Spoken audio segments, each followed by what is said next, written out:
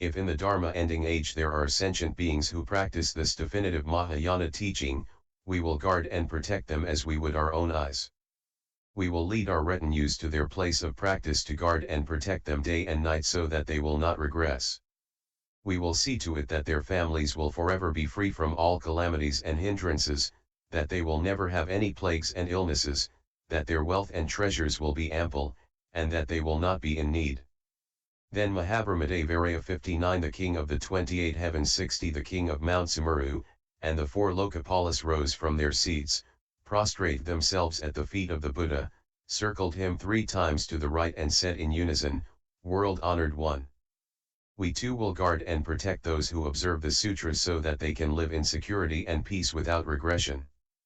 Then the powerful king of demons, Kumbhanda, and 100,000 other demon kings rose from their seats, prostrate themselves at the feet of the Buddha, circled him 3 times to the right and said, "World-honored one. We also will guard and protect those who observe the sutra from morning to night so that they will not fall back in their practice. If ghosts and spirits approach within 1 yojana 61 of their dwelling, we shall pulverize them." When the Buddha had preached this scripture, all who were in the assembly, including bodhisattvas, devas, nagas, and others of the 8 groups 62 with their retinues, as well as the Deva kings and Brahma kings, having heard the teaching of the Buddha, were filled with great joy.